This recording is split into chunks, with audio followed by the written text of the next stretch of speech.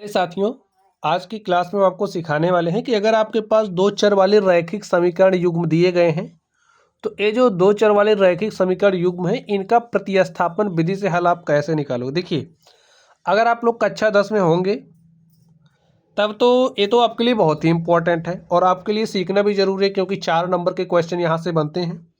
अगर कक्षा 10 में नहीं है तब भी सॉल्व करने के लिए आपको इससे बढ़िया विधि आपके लिए विलोपन विधि है। फिर तो आप विलोपन विधि सीखिए, इसको सीखने की कोई ज़रूरत नहीं फिर।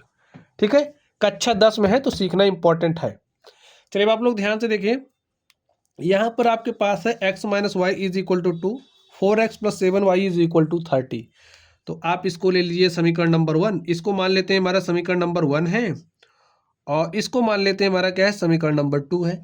समीकरण 2 को पकड़िए और यहाँ से एक समीकरण और निकालिए, समीकरण 3। कैसे निकालो, देखिए आप 1 से भी निकाल सकते हो, लेकिन जैसा प्रोसेस मैं आपको बता रहा हूँ वैसे आप करिए तो गलती की संभावना नहीं रहेगी। तो समीकरण 2 से एक समीकरण और निकालते हैं। देखिए यहाँ पर लिखिए 4x plus 7y is equal to आपके पास 30 है ना, यही दो अभी हमने लिखा है। 4x यहीं रखिए, यहाँ पर 30 है, जो 7y है इसको इधर भेज दीजिए तो माइनस 7y हो गया। और यहाँ से x बराबर आपको क्या मिला, 30 माइनस 7y, और यहाँ पर 4 गुणे के साथ यहाँ आएगा भाग के साथ। तो कुछ इस तरीके से हमें x का मान मिल गया है। ये जो x का मान मिला है इसे आप समीकरण 3 मान लो। अब ये जो समीकरण 3 से x का मान है, इस x के मान को आप समीकरण 1 में रख दो। लिखिए समीकरण 3 से x का मान समीकरण 1 में रखने पर,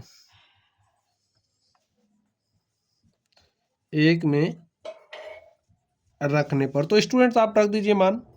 यहाँ पर x के स्थान पर यही रखिए, तो जहाँ x है वहाँ क्या रखोगे, 30 माइनस 7y बटे में 4। ये जो x है ना हमने उसको हटाया, उसके स्थान पर ये मान रख दिया, minus y is equal to 2।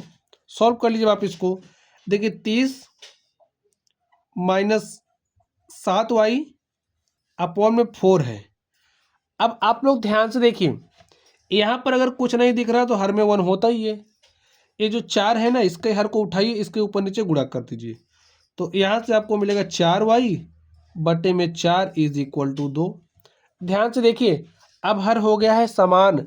जब हर होते हैं समान तो अंशों को घटा लेते हैं, घटाव का चिन्ह तो घटाएंगे, घटा लीजिए आप। 30 माइनस 7y माइनस 4y और बटे में हो गया 4 इज इक्वल टू 2। यहाँ पर 4 भाग के साथ है, इधर भेजोगे गुणा के साथ हो जाएगा तो भेज दीजिए। तो 4 आपका यहाँ आया तो 4 दूनी 8 हो गया। 30 माइनस देखिए 7y है माइनस 4y, तो 7 4 होता है 11, आपको मिलेगा माइनस 11y। देखिए माइनस 11y यहाँ देखने में ठीक नहीं लग रहा, ठीक है, आप इसको इधर भेज दीजिए तो प्लस 11y हो जाएगा और प्लस 8 को आप इधर लेकर के आइए। 30 minus 8 is equal two plus 11y। और यहाँ से ध्यान से देखिए, 30 में से 8 घटाओगे तो आपको क्या मिल जाएगा, 22 इज इक्वल टू 11y। 11 के 11 है, 11 दूनी 22, यहाँ से आपको y का मान मिल गया है 2। अब ये जो आपके पास y का मान आया है इसको समीकरण 3 में रख दो।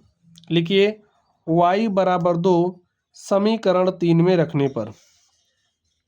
क्यों रख रहे हैं, क्योंकि हमें x का मान चाहिए समीकरण 3 में और रखने पर। तो स्टूडेंट्स आप रख दीजिए।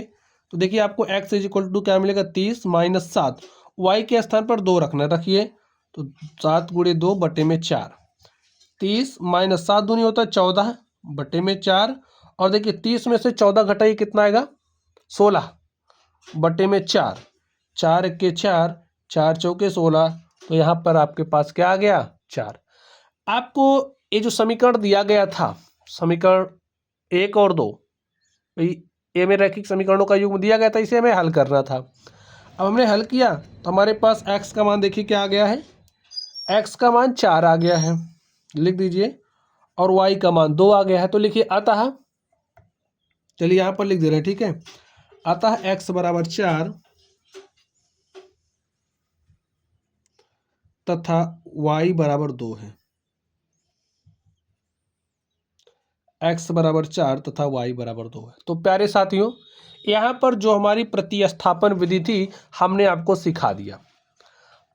प्रोसेस एक बार मेरा मन कह रहा है फिर से बता दो। देखिए आपके पास जो भी समीकरण दिया होगा, समीकरण 1 और 2, तो आप 2 से समीकरण 1 और बनाना, समीकरण 3 आपका बन जाएगा। ये जो समीकरण 3 से या फिर आपने x का मान निकाला होगा या तो y का मान निकालोगे, जो भी मान निकालोगे उसके समीकरण 1 में रखोगे, ठीक है, जैसे हमने यहाँ पर किया। और समीकरण 1 से जो भी प्राप्त होगा उसको 2 में रखोगे, उसको 3 में रखोगे तो आपको दोनों मान मिल जाएंगे, जैसा कि यहाँ पर आपको मिला। तो प्यारे साथियों, प्रतिस्थापन विधि मैंने आपको सिखा दी है, अब आपका काम है समझना। चलिए आप लोग पढ़ते रहिए। Thank you.